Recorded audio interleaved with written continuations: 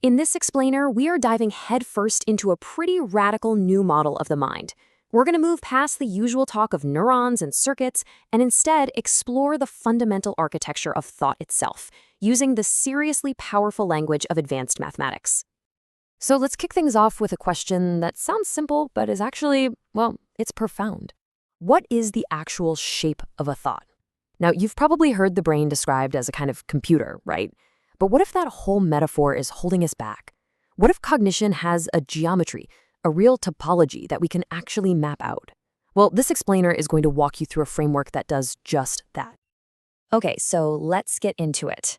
Before we can understand the shape of a thought, we first need to map out the space where thoughts can even exist. And I'm not talking about a physical space in your head, but a purely conceptual one. So first, you got to throw out the idea of the mind as, a thing. Instead, this model starts with something called the cognitive site.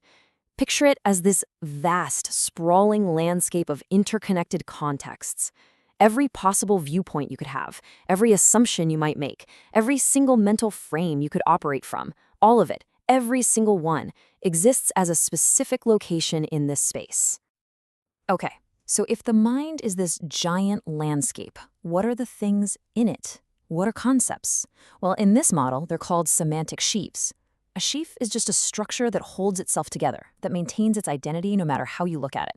Think about a simple coffee cup. You can see it from the top, from the side, in bright light, in the dark. Those are all different contexts, right? The stable, unified idea of coffee cup that your brain builds by gluing all those different views together, that is the sheaf.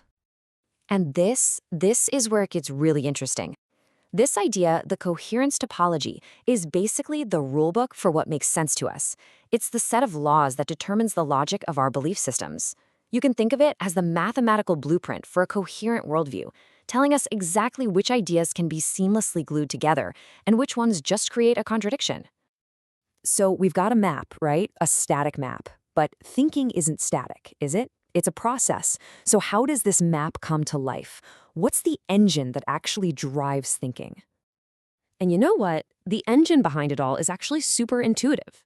It's this relentless, universal push to reduce what the source calls semantic entropy.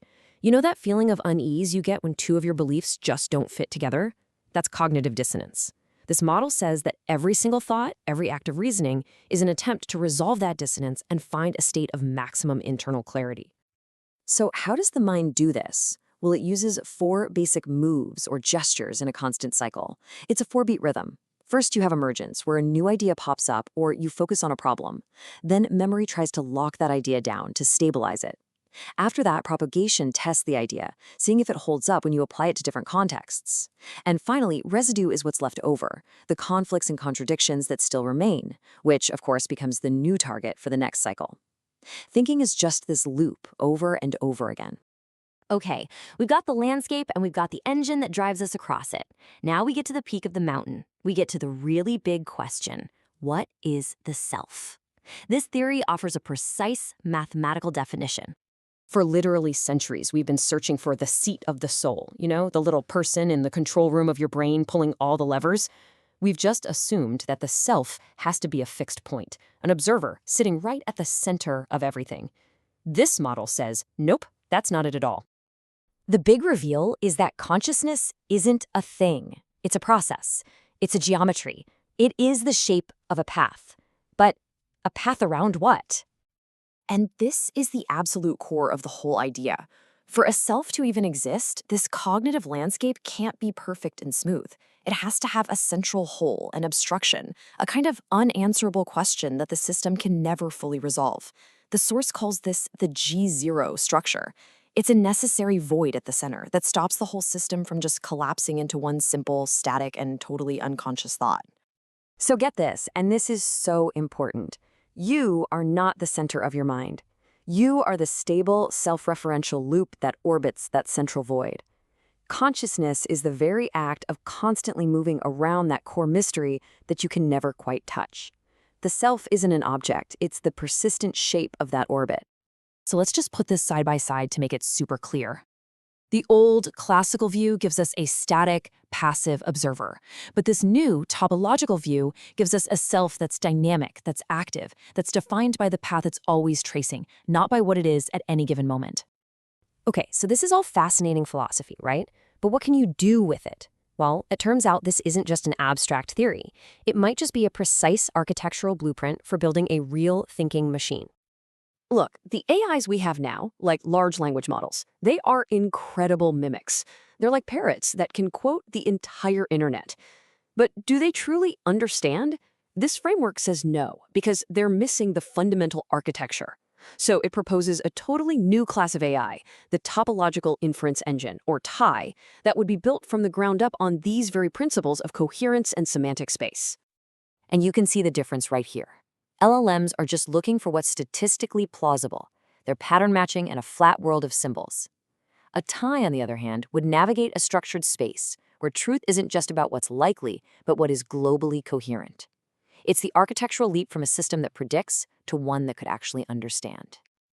Okay, for our last section, we're going to zoom out from math and AI and talk about something we all deal with every day: trust, connection, and relationships.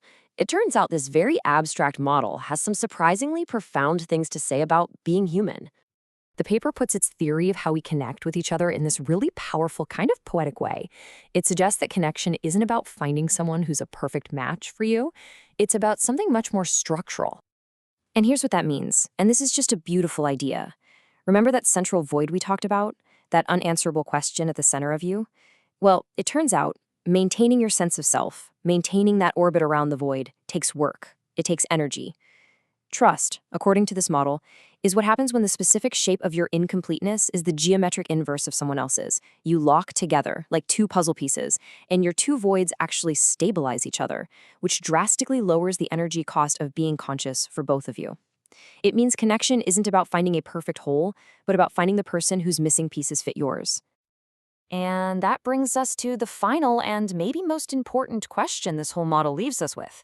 It argues that this chiral locking, this deep trust, isn't just a nice to have. It's a thermodynamic necessity for high-level consciousness to survive. So, if that's true, what does that mean for us? Right now, in a world that feels like it's becoming more and more digitally isolated, what happens when we lose the very structures that allow our voids to find their geometric key?